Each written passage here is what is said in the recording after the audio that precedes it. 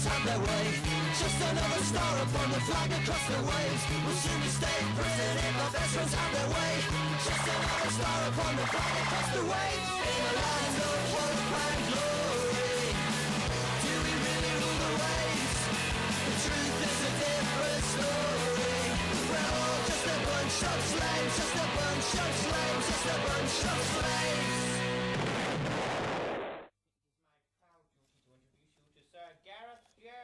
Hello! Welcome to Tounge-in-cheek. It's the show that shows you how to be British. Now, in the studio today, we have Winston Shepherd. He is a politician and a farmer in his spare time. He is also a lover of all things Yorkshire, it's fair to say. Next to him is Doris Harpy. She's a distant relative of our beloved Queen. She's also a lover of dogs, in particular Mr. Bigglesworth, which, due to studio regulations, couldn't be here, unfortunately. But here's a picture of him. I don't know if you can get that. I'll just stick him lovely there. And next to Doris is our resident musician for this evening. He's an up-and-coming music talent on the music scene. And Tom Owens, ladies and gentlemen. Round of applause for our guests. Thank you for all coming in. Now let's get on with the show. In the news this week, a tube announcer has been sacked after producing spoof announcements on her website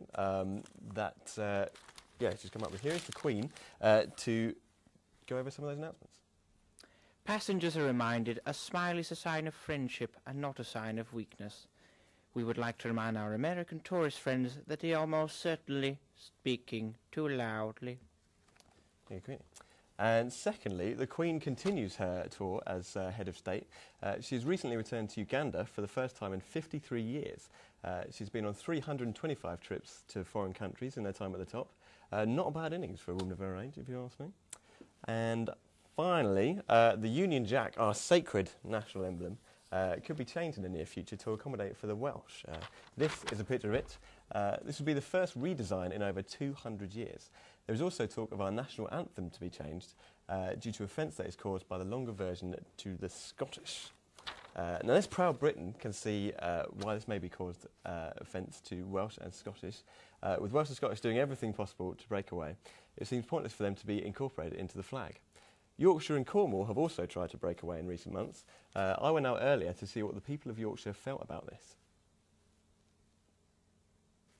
Thank you, Gareth. Now, political storm in the North East is good for neither man nor beast. That's the saying on many Yorkshiremen's lists this week, as local campaigners take the first steps towards Yorkshire independence by setting up the foundations of their own parliament. But what does this mean, I hear you cry? Well, hold your horses and I'll tell you. It either means radical changes for the country's largest county, or it's just the ramblings of some crazy northerners. Either way, I'm here to get to the bottom of this potential treason. Of course, treason on this scale is nothing new. The Scottish National Party, headed by Alex Salmon, a man actually named after a fish, and the Cornish self-government movement have been after independence from Britain for years. Unfortunately, little do they know, it'll be hard to get by on exports of tartan, haggis and clotted cream. But what makes Yorkshire so different? And do people actually want independence? A recent survey said that 42% of people said it was a bad idea, 32% of people think it's a good idea, and 26% of people couldn't actually care less. But what do you think? No, I don't think Yorkshire should have its own parliament. I think it will make the country too divided, and that it will separate Yorkshire too much from what should be Great Britain. That Yorkshire as a region is actually quite badly defined. I couldn't care less. You know, once the borders of Yorkshire went right across to Lancashire, what's the position of Middlesbrough, which used to be in Yorkshire? Yes, I think Yorkshire should have its own parliament because it's the best county in the whole world.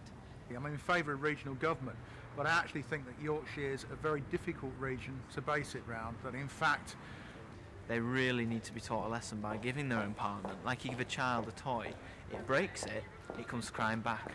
It's more sentiment than actual political reality on the ground. But why does Yorkshire want its own parliament? Perhaps to save on rail fares to London, or perhaps that flat caps aren't allowed in the House of Commons? A recent BBC survey said that 63% of people were in favour of regional assemblies to give greater control over local issues.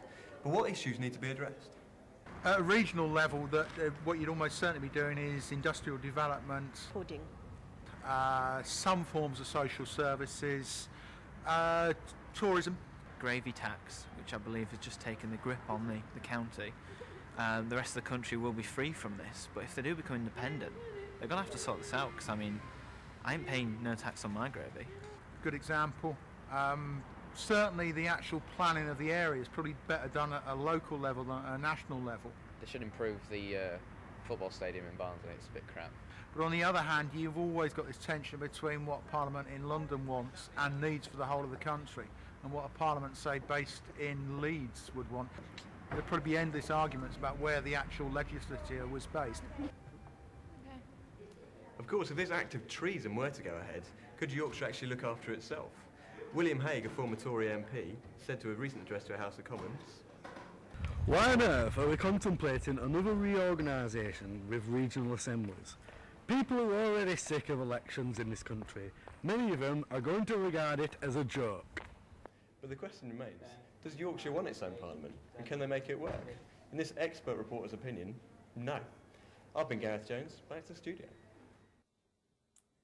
Well, as you can see, this is a very heated issue. Let's see what our studio guest thinks on this controversial topic. First of all, Winston Shepherd. Well, I don't just think that we deserve. I think that we could easily cope, and we deserve our own government, right? Every man, child and woman in Yorkshire believes that we should be independent, right? And I think we'd be fine with it. Easy.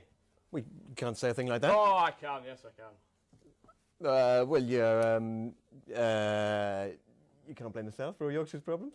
Well, I mean, the problem with today is, right, the government is Southern, right? Southerners, that's the problem with today's country. Okay, well, we'll move in on to Doris Harpy. What's your opinion on this? We need more shops. Well, that sums it up perfectly. Yorkshire and every other county that wants to break away should be thought of as traitors in my book. They're ruining the monarchy by splitting us up. They're also ruining what it means to be British. We're now clouding our own identity so much that what it means to be British means so many different things now. We went out to try and see what the public thinks it means to be British. Take a look at this.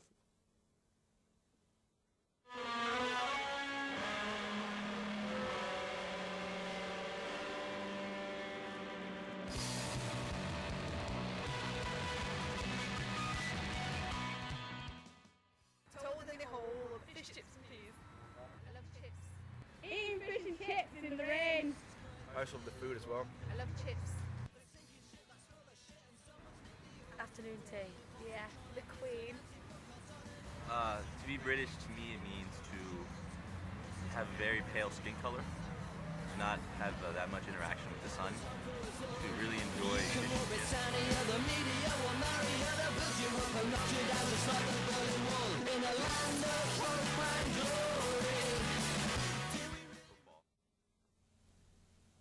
Politician, the dog. Julia. David Beckham.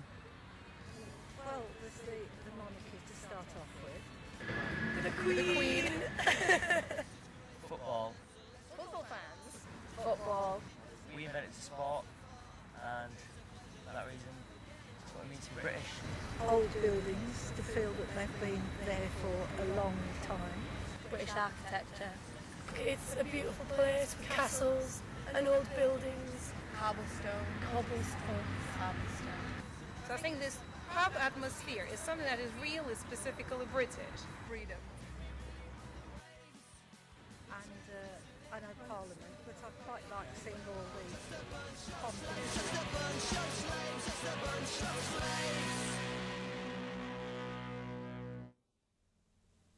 And there you have it.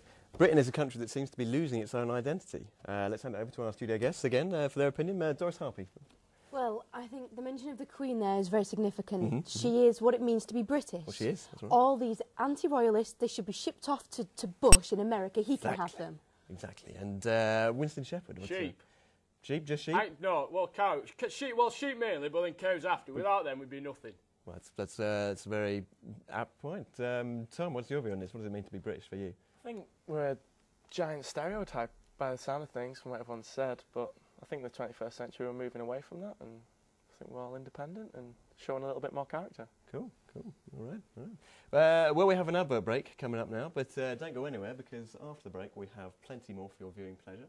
We have a competition with great prizes on offer, as well as much more from our studio guests, so don't go away. Come to commercial breaks.